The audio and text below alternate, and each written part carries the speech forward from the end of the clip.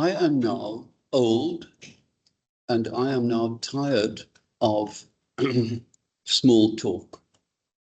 I have become militant because I can afford to be militant.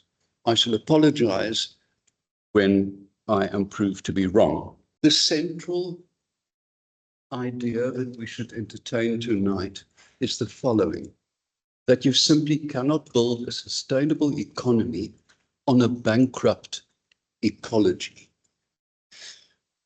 But there's a second, much more important point, and that is the following, by a man I admire deeply, Gary Schneider. Gary Schneider is both an ecologist and a poet, and a staggering one. A bit of a shroomer, bit of a pothead, but he worked with the Beats. You know, he knew Jack Kerouac. So he's come a long way. He's been through Woodstock. He's been through Joni Mitchell's Big Yellow Taxi. And this is what Gary Schneider says: find your place on the planet, dig in, and take responsibility from there. This is an extremely important statement, that you must find your place where you feel comfortable. If it's your student room, the toilet in the Nielsen, doesn't really matter. Dig in and take responsibility from that moment. There is no other way out other than taking responsibility. Let me tell you a story. Many years ago, I worked in Tanzania in a spectacular place called the Kilombero Valley. Now, the Kilombero Valley is important to everybody because teak grows there, Burmese teak. Teak can only be planted 6 degrees north and south of the equator, and a company in England managed to get a 100,000 hectare concession, of which they intended planting only 8%. And we, as a consultancy, were called in to try and reconstruct Miombo vegetation. Miombo is a huge vegetation type from the tropics in a big question mark going through to Kenya and coming down to the low veld.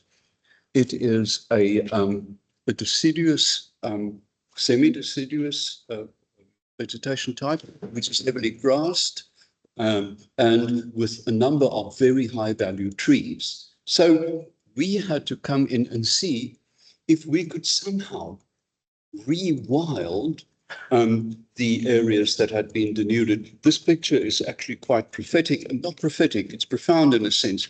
Those magnificent trees you see here, I can't look at that. It'll fade, I believe, yes. Are sterculias. They don't have much value, but they are magnificent. They're like obelisks. And the only reason they're standing is that at the foot of each tree, somebody is buried. I find it deeply moving. Could we dim the lights a little, bird? Downlight. Oh, sorry, I just have to. Yes, are you okay with this? If you look at Africa in the visible spectrum by satellite, you can see a little dot Stellenbosch, there's another little dot Joburg, a bit of gas flares in Nigeria. But essentially, this continent is dark. It's underdeveloped. It hasn't got electricity compared to Europe. As you can see in the top, look at the Nile, for instance, and Israel south of Spain. But if you look at this continent in the infrared, this is what you see. These are the clump data for annual fires occurring. Of course, the Sahel burns 24 hours a day right through the year. But if you look down here, this is essentially Miombo, and of course the whole of Madagascar burns every year, whatever you do. So there is a hidden image of these vegetation burning every year. They should not burn every year. This is a picture taken in Nyasa, north of Lachinga. This is a biosphere reserve burning like a fireplace, of course. Is this willful? No, it is driven by poverty. It is driven by poverty. So the team went in, guess who's the boo? The team went in and we consulted with community leaders saying, we have 8,000 hectares of excessively high value trees growing on your ancestral land.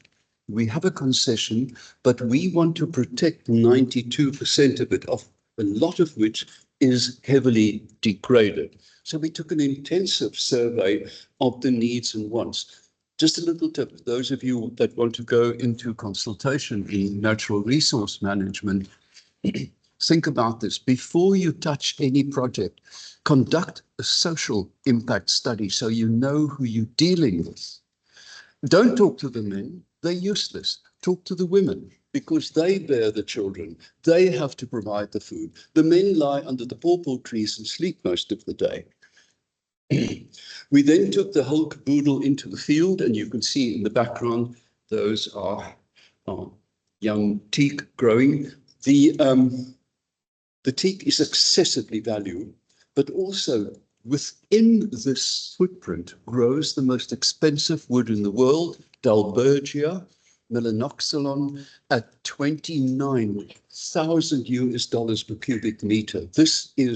It's like ivory. It's so expensive. Then we went into the town of Ifakara, which is the main engine of the region, and we talked to woodwork and saying, what kind of wood do you use? Where do you get it from? And it was a bleak picture.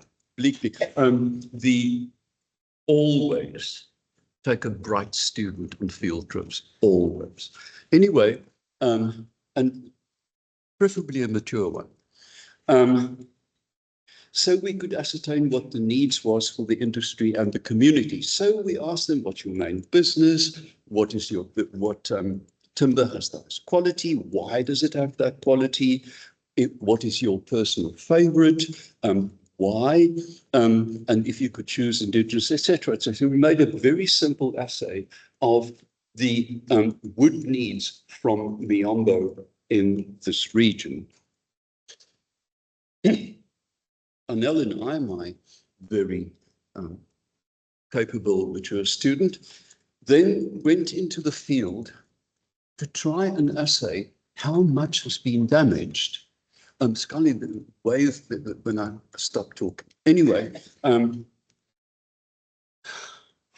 so what we wanted to ascertain is what is the nearest neighbor distance of certain species, and what is the nearest neighbor distance of trees growing in an assemblage. This was denuded. You can see the branches on the ground. It's heavily thinned out. And this is what mature, pristine Miombo looks like. So we had that, and we had that. And now we had to decide scientifically how to bring back life into this once denuded area, keeping in mind that we would initially only correct the architecture. We couldn't instantly produce full biodiversity, needless to say, but we could provide the architecture for succession. So the scientific method, I do love it. I went to Morogoro, that's where our government was in exile during apartheid. And although it's tired, a bloody good university, it's really a fine university. And I went to their library, and as a layman, I'd never even seen these trees, did a 3 or 4 day, I can't remember, analysis of the uses of trees, and came out with an initial analysis of the trees we needed to plant back. When I checked with Dr. Singo later, who is conceivably, or was, one of Africa's great botanists, I was 90% on mark, simply applying the scientific method. So we selected 6 species to plant back, all of them very high quality, and Dalbergia meloxylon, African blackwood, being a prime species because of its spectacular value. And then, of course, Iroko, which is a spectacular building, wood for building houses, antique, etc., etc., etc. Species doesn't matter. So we could now, from the denuded areas, have nearest distance.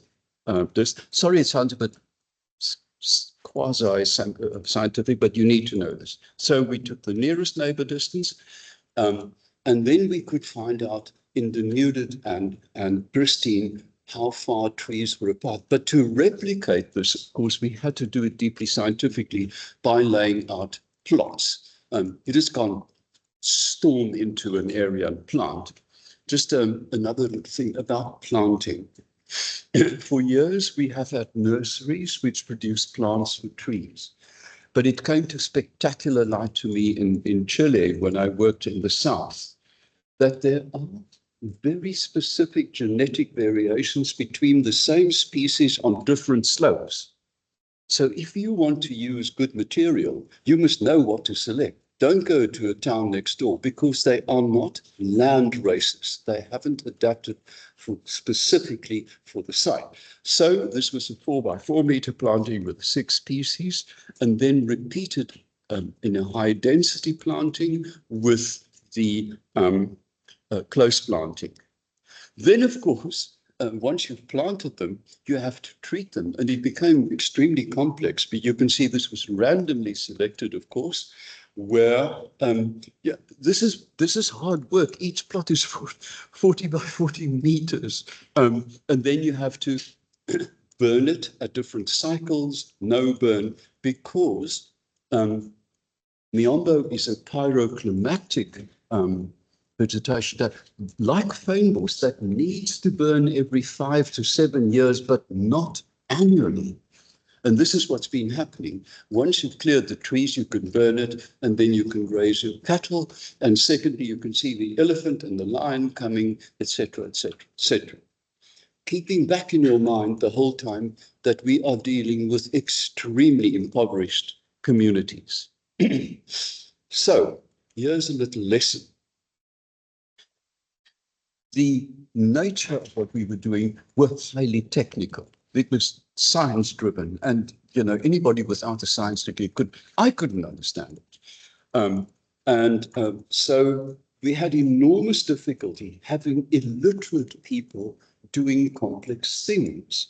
And for 2 days I said to Bertie, God, Bertie, I can't get through to them, Yeah. And then I made a rather stupid decision that I would work with them. I would become part of the team. The dynamic changed within seconds. The Mzungu was now working with us and showing us, and I'm not trying to be saintly, I'm just saying this tiny gesture changed the entire dynamic of the workforce. There is one tiny little disadvantage. If you work with them, you have to eat with them. In this bucket, at night, God knows what was in it, but in daytime, it had beans in it, cooked beans. This is the only place I've ever been where a blue bottle can be cooked al dente to retain its color and all its legs and wings, and by God, you had one in every bowl. So a little bit of a downside. We established field nurseries, to harden off the plants. You just can't take it from the nursery and plonk it into the field. You make them a little bit tough. And then eventually the planting started, and we finished this whole project. The minute we finished, the company was sold and the project abandoned. But it can be done. It can be done with rigorous science. Let us look at the idea of rewilding. It is a form, not the only one, but a form of restoration aimed at increasing biodiversity and restoring natural processes. It differs from other, oh God, you can all read. But This specifically aspires to reduce human influence on ecosystems. Let me give you just a quick example before we go on. I was in London last year and had not me, but somebody else had hired an apartment overlooking Bermondsey Park, just near the Tower Bridge. A lovely, typical little London park with profoundly stupid dogs and babies crying and grandmothers. And about 6 years ago, they decided to cut the park literally in half and leave it. No cutting, no pruning, only keeping the paths open. In 4 years, you could not see through the butterflies in the heart of London. You couldn't. It was utter magic. A transformation of a public space into something deeply, deeply rich. If we, little note, take a picture if you want to know about, this is the Bible. It's fairly old, but it laid down the basic international rules for rewilding. So there are 10 principles we'll tip. Rewilding utilizes wildlife. This includes plants, of course, to restore trophic interactions, the predator-prey relationships, and specifically succession to higher trophic levels. You can do it at the landscape, or you can do it like in the little park on a discrete area. Before this, of course, London had guerrilla gardeners. I admired them deeply. They were bloody rogues. About 200 of them would, at midnight, put on balaclavas, go to the M25 around London, and when London woke up, there would be 400 meters of lavender planted and flowering. Overnight, in the heart of the night, they would go to old age homes, and there would be petunias around every tree. Now, this is not rewilding, but it's noble. It's absolutely noble. Right, we're talking about a small little town, so we can't actually cover the ecological processes, interactions, and conditions based on reference ecosystems, which would be famous up on the mountain, and Maria Park, of which I have a lot to say. You can put this on your site for references, so we don't have to read through everything. Rewilding is adaptive and, like any science project, ought to be monitored to know what you are doing. Without monitoring, this is absolutely futile. But the last one I find most, it requires a paradigm shift in the coexistence of humans and nature. Look at science 2 weeks ago. AI has now cracked whale talk. They've had 30 years of hydrophone data. Each pod has a dialect. They have names. They talk to each other. Like, they have syntax. They have syntax. The only other thing that has syntax is an African grey, unfortunately, but be that as it may. There are some of them that will ask for big banana and not only banana. So they can master that. And we are so incredibly callous to think that the cow on Welgevallen is just a benign animal without joy, without fear. We should rethink our relationship with the living earth. And I really sound old, and I don't mind. Now we come to this dreadful little town that we live in. Look at it. The food security of Stellenbosch is contained in Sauvignon Blanc. If anything happens, we'll all have to get completely legless because there will be no tomatoes. We will have to keep on drinking. In a town that has every single atom of knowledge to change the system, we don't, do we? The Blankenbrug River is officially the most polluted river in the country. The E. coli counts are off the scale. You cannot measure it. There's too much of it. In summer, God help you, if you smoke a cigarette, the methane will explode around you and you'll set the whole mountain on fire. On weekends, when nobody's watching, go and have a look at the Plankenburg. When the industries pump all their crap into the river, it looks sometimes like a beer with a head of white foam. This river feeds into the Eerste. Then we have the Plankenbrug, which is so toxic, I wouldn't put a spade in it. Everything is thrown into it at the flats, known as die Fletse. On Sundays, cars are parked next to the river, and oil is drained when they service their cars, straight into the river, which goes to the Eerste. And then, dear audience, we have the Eerste. This rather lovely stream. I arrived here, and you're all going to find now, on 1st of May, 1974, when I started working at the old Department of Forestry as a technician, where I sat for years cooking skulls in a dark laboratory. In 1975, I'm proud to say, I organized the first Eerste River cleanup, forcing the foresters to use the bastards. I said, you will fail if you don't come. And they rocked up. They're great legends.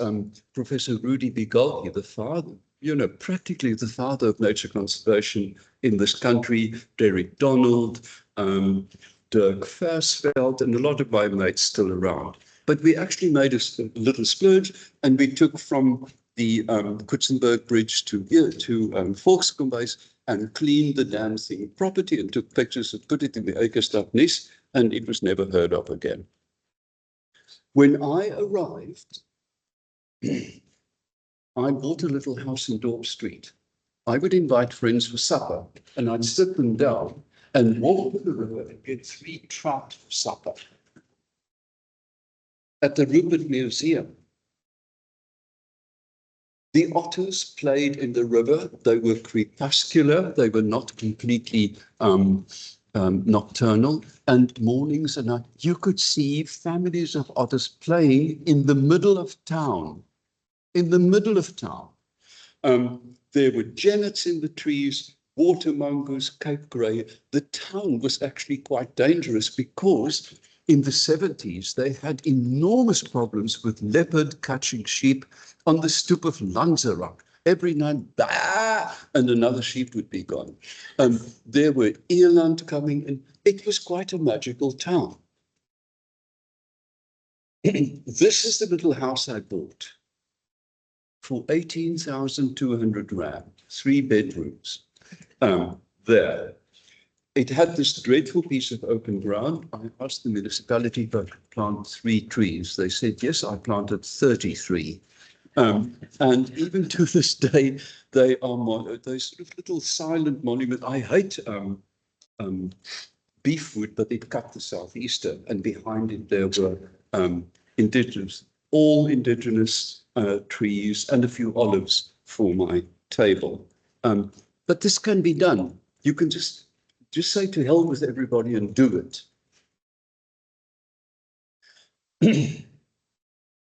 The dearest friend of my life, Rob Martin, and I, Rob Martin was one of the most profound nerds you've ever come across. He looked like Woody Allen.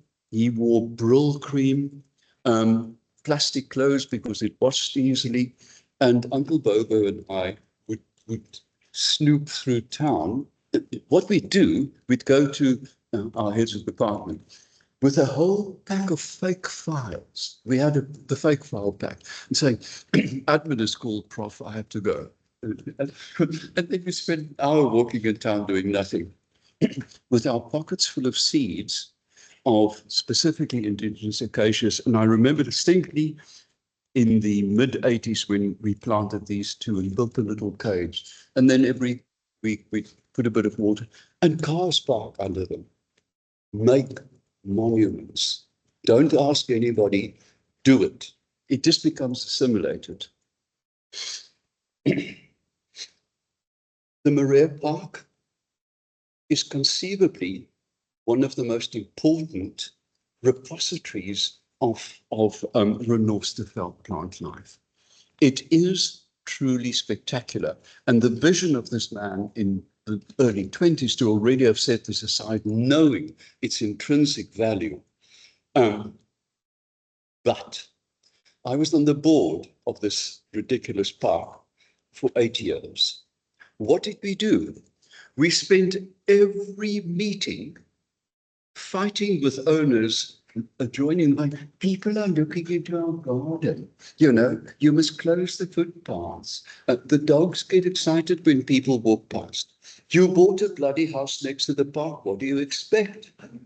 But in this park, right in the heart of, this belongs to university, and I hope they listen, has 4 of the top 50 invasive plants in the world growing freely: cactus, a prickly pear, Acacia dealbata, considered to be the top acacia invader in the world. Why is it here? Because it smells nice. The management hasn't even looked at it. They think it's part of the background. It is an aggressive invader. Queen of the night, one of the biggest invaders of all the cacti, growing freely in Marais Park. And the last one, Echium, Patterson's curse. I have pleaded for them. Cut the bloody things before they set seed. You can't pull them. I'll just put a mower over them. Nada. Nada. Watch this year. Go for a walk in a month's time. Marais Park will be Catholic blue.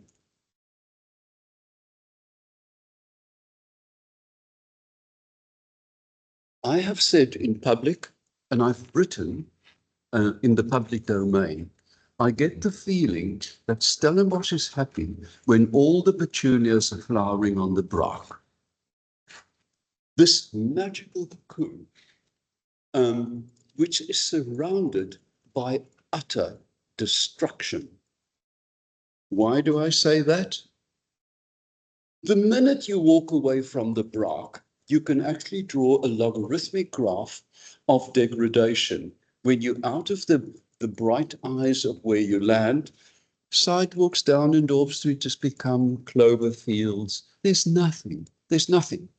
And on our website, we pride ourselves that we have 4 nature reserves. The braak. Have you ever seen anything more depressing in your life? I grab for inhalers when I see this place. God, it's dreadful, dreadful, dreadful, dreadful. But now, let me save all my ire for the university and this bloody Rewilding out here. Before I resigned from the university in a fit of anger, I taught a class at 8 and I resigned at 10 to 9. I said, I'm not taking this anymore, and walked out. But just prior to that, I had I was teaching the forestry group, which is an advanced BSc. It's at the level of an honors. It's a 4-year BSc. And for their final year project, I said, take the Rewilding and enrich it. How can we enrich this thing? Oh, I think if I touch something, look at this. Look at it. Beds of uninteresting, strangled-looking plants, swathes of the same thing. It is appalling. What can we do? The entire plain is surrounded in summer by 156 air conditioners, each pumping out 6 liters of water per hour. Capture the bloody water and lead it into the plain. Create for the blind 1 bed that you encourage them to touch. Feel the thorns, feel this plant. Have a Zen corner for the stoners, have a have a butterfly garden, have a chameleon garden, have a sunbird garden. You can plant in a tiny spot. I'll show you later in my garden, where I have now regularly attract 4 species of sunbird to a suburban plot. We can get 400 on the red plain. Have a smell garden where people can actually walk through and smell the heavenly flowers that we have. Gladioli now, there are gladioli that outperforms Dior and Balenciaga in their perfumes. And make it special. Put a list on. Next week they're going to flower. Come and smell them. And if they pick them, we plant again until they stop picking, when the message gets really settled in. We can transform the Rooi Plain into a cabinet of Dr. Caligari. We can make it utter magic. We can make it unique at all campuses in the world with no effort, because they have to keep the old shit alive. They have to keep this dreadful thing going. They might as well keep other things going. This is the engineering building, and that's the Faculty of Forestry. When I arrived in 1970, this was the Duthie Reserve. That was the Duthie. I can produce, well, I can't now, but when I arrived, we had a covey of grey-winged franklin, 2 porcupines, a bat-eared fox family in the heart of Stellenbosch, a bat-eared fox family behind the engineering building, and my all-time favorite mouse in the world, Brandt's climbing mouse, an extraordinary creature with a prehensile tail. So like a possum, they will sort of hang around on their tail and eat a leaf and do what mice do. These are all gone, pining for the fjords like the Norwegian blue. What did I want to say about this Braak thing? Why do I... Oh, Braak is a shameful place.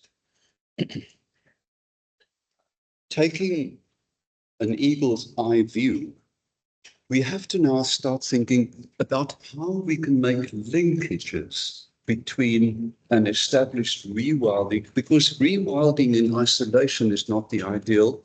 In terms of restoration ecology, you need to link it. Now, links, people think, are straight highways of connection.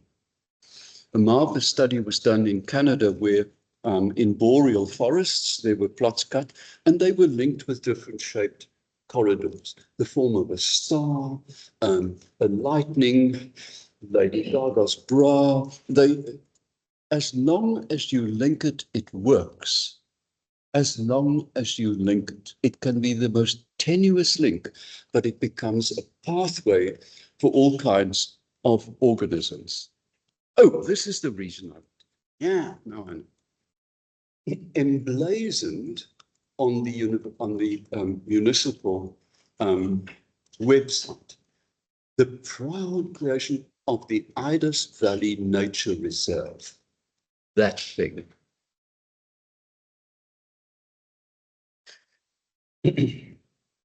Last year, here, I'm still digging at it, a new township development was made in a wetland containing some of the rarest morias in the Cape. The entire population is now gone. You can ask Brian de Preer and he will have an iffy fit in front of you. I'm not even going to talk about this abomination on the pass going on, but their time is coming. At the end of this month, they, with all the erosions, will be emblazoned all over carte blanche. There is going to be hell to play. Nepotism. Watch me.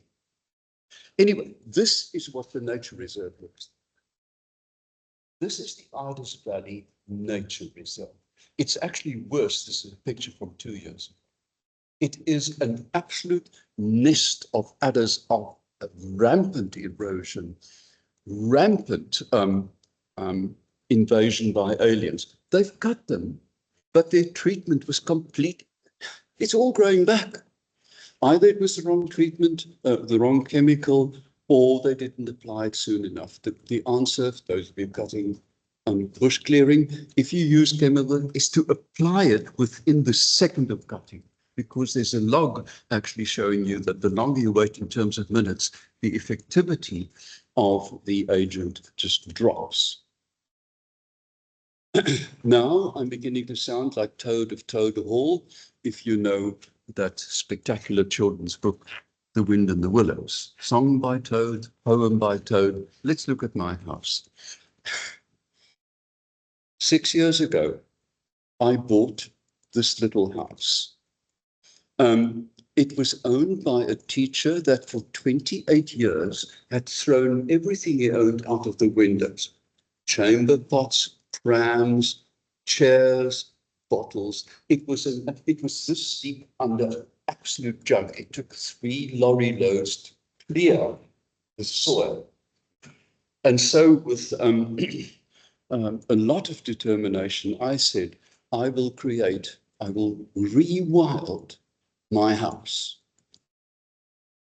And today, 5 years later, this is what it looks like. It is just an absolute bloody compost heap. It is a compost heap. I throw nothing away. At the back, the compost is that thick.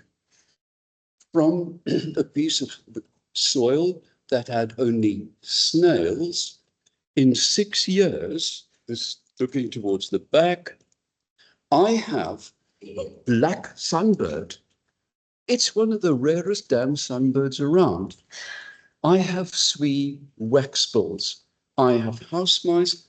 I have the Myosaurus varius, a little shoe that stinks. I have slug eaters. I have rain frogs. Did they rain into my property? No, they walked into it. They were on the move and found a little island. This can be done. Drive through Stellenbosch and look at people's gardens. You want to get migraine because all of them bought the same crap at the same nursery. They are all identical. Star, jasmine, you know, the standard little things. Forget it. Overplant and then cut back later. Just overplant the whole thing. I'm actually running a bit ahead of time, but you might have some questions. The greatest mind in science, I believe, was Jakob Brunowski. The term series started with the BBC, with David Attenborough when he was commissioning editor. It had nothing to do with nature programs. And then he commissioned Alistair Cook, a rather strange English historian, to talk about civilization. He had strange teeth like a sort of a reef falcon, and from smoking too much, I think. And he ignored the entire East and said that art as we know it is a Western construct. If I could have shot him, I would have. But the second series was The Descent of Man by Jakob Brunowski, who was at the time dying of cancer. This was his last statement to the world. Jakob Brunowski was the first scientist the day after Hiroshima to fly over it. As a civilian scientist, not as a military one. But what he said, really, really, I hold true, and I hold it in fervor. Science is a very human form of knowledge. We're always at the brink We wait for the Higgs boson. The next thing we want is dark energy. But we feel forward for what is to be hoped. Without hope, we must give up now. Now, even though as a cynic, I believe that the earth is knackered, and if we stop breathing, we cannot fix it. But we need to hope that there is something we can do. And furthermore, we should be open to the fact that we could have been wrong all our lives. And he quotes Oliver Cromwell, a man I particularly despise, read Hilary Mantel. But he said this: I beseech you in the bowels of Christ, think it possible that you may be mistaken. This is the message to the university and to the municipality. Think it possible that everything you've done to beautify this town has been wrong. It has been wrong in ecological terms, in human terms, etc. Lastly, he said, we have to close the distance between the push button order. He didn't know about TikTok and Instagram, but the computers were just this order that dictates our lives, and the human act, the act of the machine, of Apple and my act.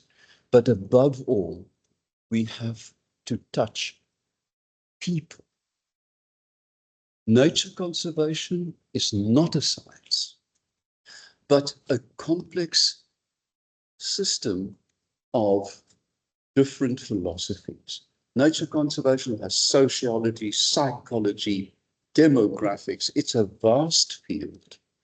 So it's not an exact science, but an assemblage of other sciences, but above all, it is about people. We are at that trophic apex, and in our hands lie, and I'm serious when I say life and death, but when I say life and death, I also speak about the life and death of the soul. We could, you can put me in suspended animation to Mars on Falcon Starship. I'm sure I'd make it.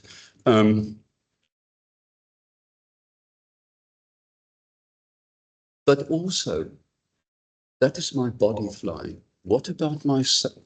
Let's not talk biblical. What about the psyche? How do you enrich yourself? How do you touch inanimate earthy things enough? Do you earth yourself enough during the course of every day by walking barefoot? Don't kiss a tree, but give it a slight hug. Feel the inanimate in order to understand that you are animate and that you have control, ultimate control over practically everything. I shall end by, as I started, find your place on the planet. It can be your room. It can be a balcony overlooking Johannesburg. It can be a farm. It can be a rock that you sit on when you're depressed. I have a depressed rock. I have a happiness rock. Laugh. You'll find after 70 that these rocks work. but if we cannot save our souls, we cannot save nature. Thank you.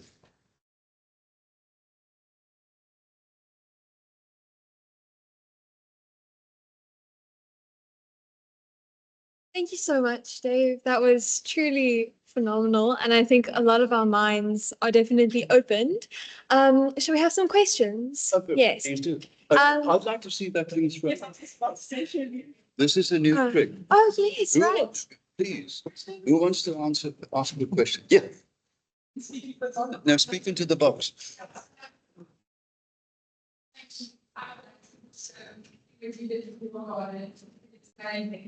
And I was interested in this. What I say is we're quite find the necessary parts navigate the area. I can't answer you that. But once there is the will, I'm trying to plant seeds. I want you next year the eco-modesty to actually storm the Bastille of admin and say, we want to transform the Roy Plain into something worthwhile. And once that decision is taken, we'll make plans to get the bits together. But no, the main thing is not to go to a nursery in Somerset West if you want a Proteus and avoides. Go and steal seed in Maria Park because they will adapt it. No, brutally. I have no qualms in stealing, no qualms. I last year flew back from London and you laugh loudly. I collect perfume. I have about 1,400 bottles of perfume, which I don't wear, but I like to smell. And so I bought 4 lily of the valley bulbs. They do not grow in this country, whatever you do. So I thought the honourable way is a sort of a margarine tin with 2 appalling used underpants on top. I never get stopped because I look like a bum that day. Oh, God. I said, good morning, officer. Good morning, sir. Anything to declare? I said, my suitcase is yours. I thought, God help me. Like a dog smelling sausage, he went straight for balls. He said, and this. I said, officer, have you heard of Kew Gardens? He said, no, what's that place? I said, this is the finest botanical research institute in the world. Ah, he said. I said, on the planet, 8 of these bulbs exist and our country has been given 4. Oh, he said, sir, you make me so proud. I shook, I couldn't close my suitcase. I'm not preaching criminality, but do things. Just do it. Throw the ball.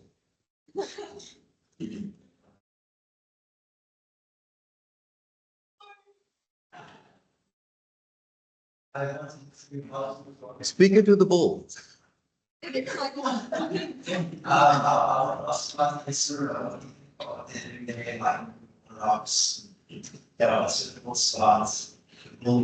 Sorry, I'm hard of hearing.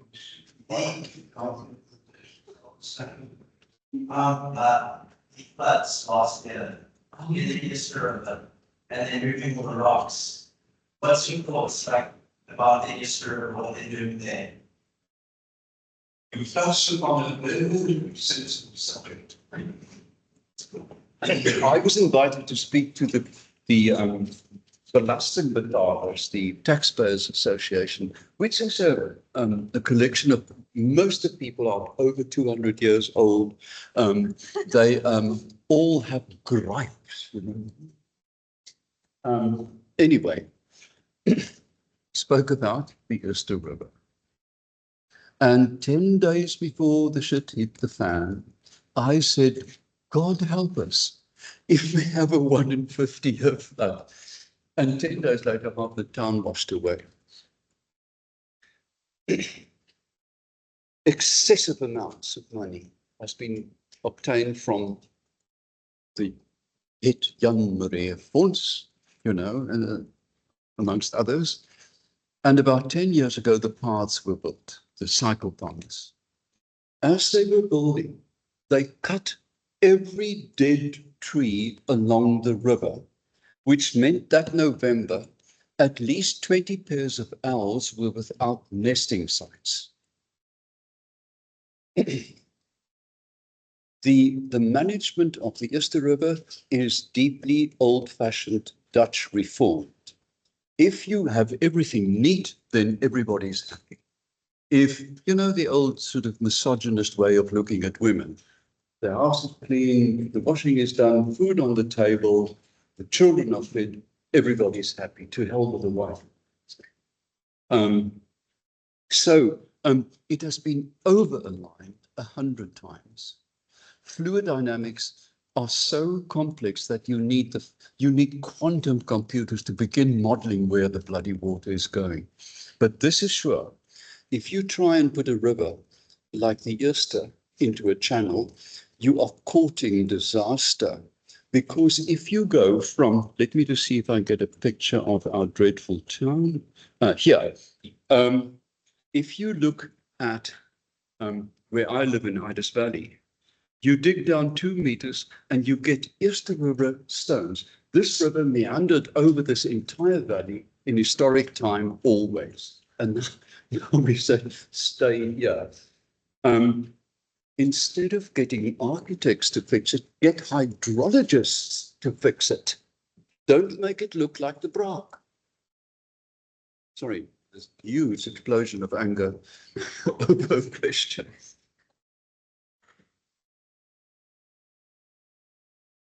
Yeah, but that's Bart's road. Yeah. So I've always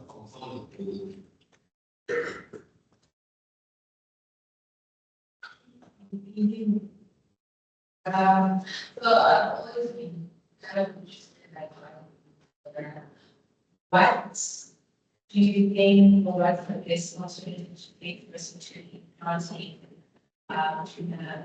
constantly like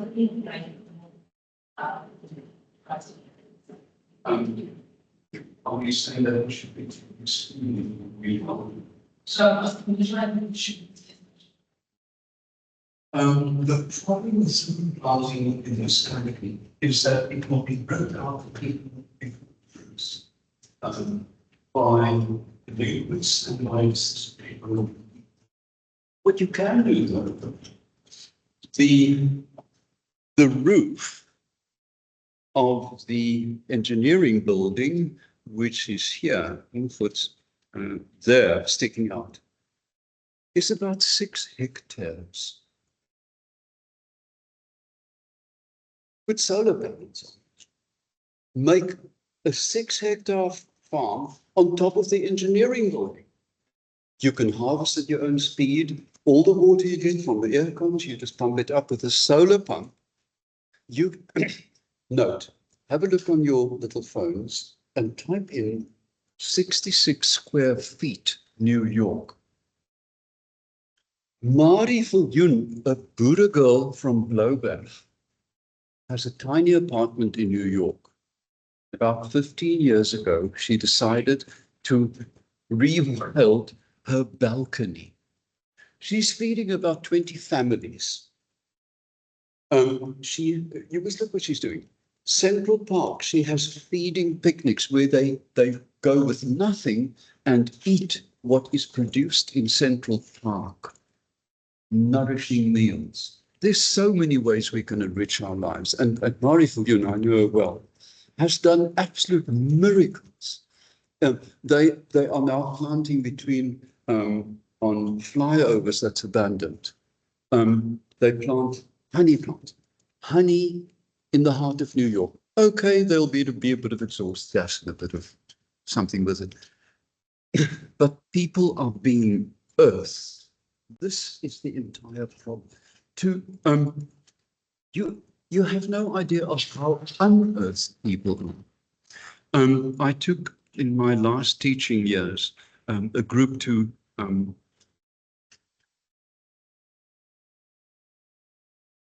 what's the reserve at Arniston? Anyway, halfway there was a scream, stop! I thought, oh, somebody's fallen out. With a quivering finger, a 4th year pointed at a guinea fowl and said, what's that? We are unearthed. We are unearthed. If you look at Russia without Putin, I worked for a long time in Kazakhstan, where, as part of the Sunday ritual, the entire family would strip naked and have a bath in hot mud in a spring. I mean, the sight was blinding without the mud. But anyway, they lie like pigs, floating away, dreaming. Why? Because they are earthed. That's why. Make a time, without being pornographic. Next time you have a mountain pool, swim without your clothes. Even that little Speedo, if you take it off, makes an enormous difference because your entire body is earthed or watered. So we can build in a nudist corner on the Rewilding if must. But we desperately need to come back to, metaphorically, touching the earth. We must make compost in our gardens. We must pick fruit from our lemon tree with our hand and not go to Woolworths. I don't care if they sue me. And have you seen recently, there's a package saying asparagus from Peru, peas from Kenya. This is like eating babies. I mean, it's a sin against nature. It's a sin against nature to buy something. We have to earth ourselves. Throw the ball. I want to talk about entrepreneur as an example. Do you think an area can be too far gone? Sorry, I must get close. When you talk about entrepreneur being like a very degraded system, do you think the system can be too far gone?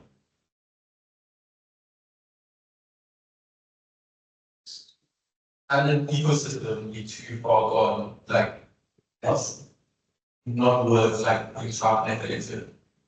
In ecology, there is no actually species area relations. If you take a square and its biodiversity is complete, and you cut the square in half, then the biodiversity in these two areas, I'm just quoting wildly, would be in the order of 90%. If you do that and you go to quarters, then it drops to about 60%. What is extraordinary, that at over 90% loss, we still have 25% species extant. So we have the building blocks of starting succession again. It's all science. It's all science. There's nothing magic about it. There's nothing alchemical about it. It is applied science. There is, of course, another problem, and that was formulated by one of the best students I ever had, who became my boss, Professor Sue Milton. She's a dryland ecologist, world famous. And she and she and Hoffman in the late 80s, early 90s, published a spectacular paper called State and Transition Modeling. If you take an industry area and you punish it, you mow it, overgraze it, and burn it, and then you leave it, within 30 years, it will revert to the surrounding ecology. Seeds will blow in, birds will fly in, etc. But there becomes a point where you punish the soil, it's nothing else, where you break the soil structure to such a point where it will not succeed and gets locked into a state. I think that's where you're asking around. So nothing will move it. You can throw seeds on it, it will not germinate. Look at the Knarsvlakte near Van Reinstorm. Now it's actually the Knachtsvlakte, but be that as it may, it's to the east of the town, going to the foot of the Van Reins Pass. This area was once overgrazed in the early 1900s, 1903 or 4. It has yet to recover from one overgrazing. So in order to break the state, it's now been locked into a state, you have to really climb in, plow, burn, dynamite, rip. Then things start. You have to intervene when it's locked. But until the moment it's not locked, there's hope. things will come back. If you look at Vietnam after the Vietnam War, more than 80% of Vietnam was defoliated by Agent Orange, herbicides that the Americans simply sprayed over Cambodia. And, in the remaining fragments, 15 years ago, in bushfire, the thing that's discovered that's linked to science in these fragmented little islands, cherish them and link them, and then things happen.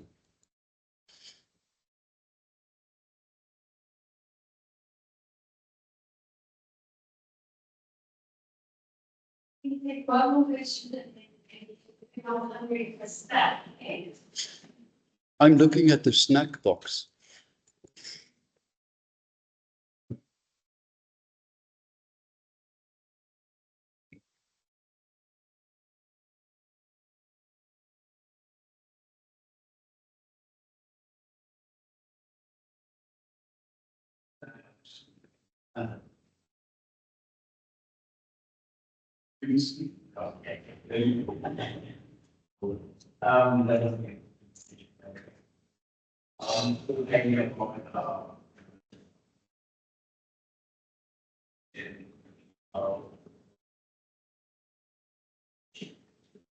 I should talk from the issues that awareness and practices to so in terms of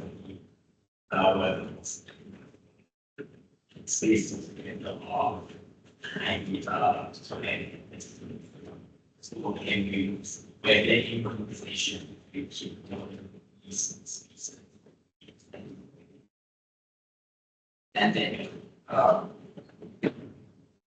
or consciousness to have seen value in the language and consistent to the sleep I'm glad of it.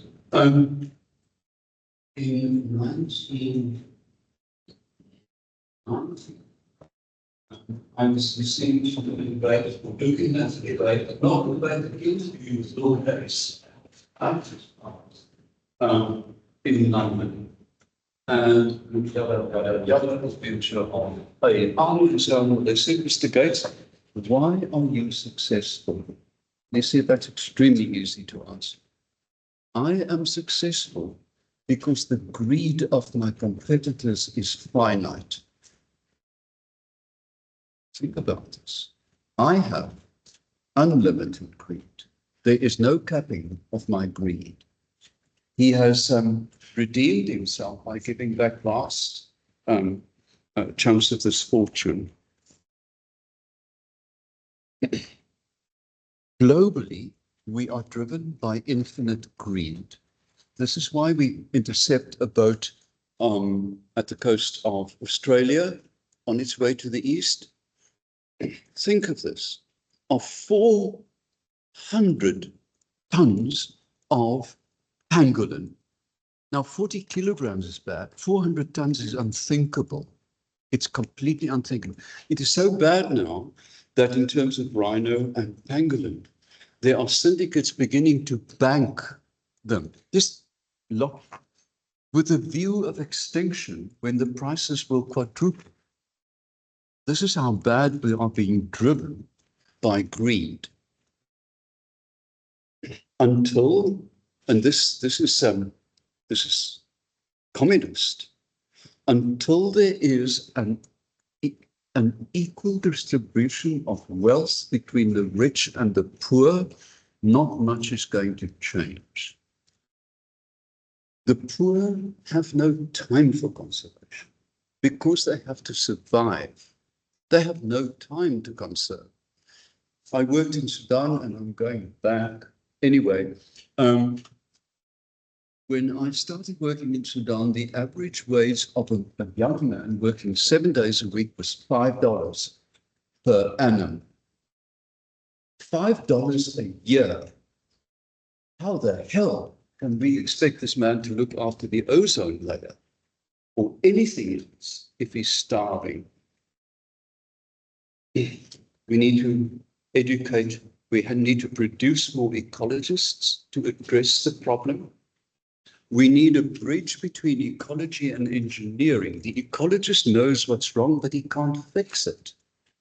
And I've pleaded for a chair exactly between conservation, ecology, and engineering to produce dedicated and focused ecological engineers that can design wind tunnels, mills and things. How to fix the Easter River, for one. So we're sadly lacking, right at the point of collapse, with the tools that we need to fix this problem. We need more engineers, we need more ecologists, and we need a redistribution of wealth. Not a painful one, saying I'm taking half away your earning, but we will have to start paying. Look at me. I'm so wired I can't die. I touch my wash and something happens in my house. You know, we live in astute luxury. We live in deep luxury. 90% of the world does not. But then, if you take, I must stop now. Take a country like India. I know India fairly well. Now the most populous country in the world with 1.8 billion people in a fairly small country. India has 4.5 years food security. If the monsoons stop blowing now, they will feed that whole bloody lot for 4 years. We have to start thinking like this. What did President Ramaphosa say last year when half of Zululand landed in the sea? Perhaps it's time to look at climate change. Perhaps. And my last bitter pill, which I will leave to you all, and I'm going to stop, I promise. Exactly 30 years ago, Professor Bertie van Hensbergen and I produced a model in climate change and presented it to the subcommittee A-4-5B-9 with the Dean of Science sitting in. When we presented our module on climate change, the comment was, "Gogga maak vir baba bang volgende."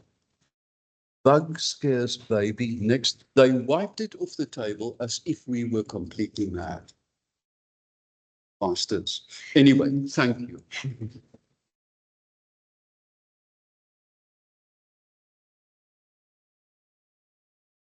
Thank you again. I'm going to just turn on the big lights. Thank you again. Thank you everybody who came out to enjoy this wonderful seminar. I think it's really important, and in the last remarks is something we really should remember, is that none of these issues are isolated. And even though we're all studying different degrees, we really need to focus going forward on the intersection between all of these problems, because they're all important. And we all are human at the end of the day. We all have this earth that we live on, and everything comes from it. So without it, we cannot continue. So it's really something that we at Ecomatis truly believe in and is part of our ethos. So yeah, if you guys want to keep coming to our events and things like that, please follow us on our socials. And if you haven't RSVP'd yet, please do for tomorrow's closing function. And something very exciting also linked to this is we're having a bio blitz on Saturday. And if you don't know what a bio blitz is, you should come to find out. But essentially, you walk around an area and you find anything, any species of plant or animal, and you take a photograph of it. You upload it to something called iNaturalist, and then experts like maybe Dave Pepler could confirm what you've seen. And it's a really good way for us to see the biodiversity in the area that we're in, or the lack thereof. So if you are keen, the RSVPs are still open, and we really would encourage you guys to attend that. But yeah, we have some snacks that Jide is going to pack out for everybody. We've got some apples and nachos and cookies and some fruit juice. So please help yourselves and enjoy. And yeah, if we don't see you tomorrow or Saturday, good luck for the rest of the year. And yeah, I'll see you soon.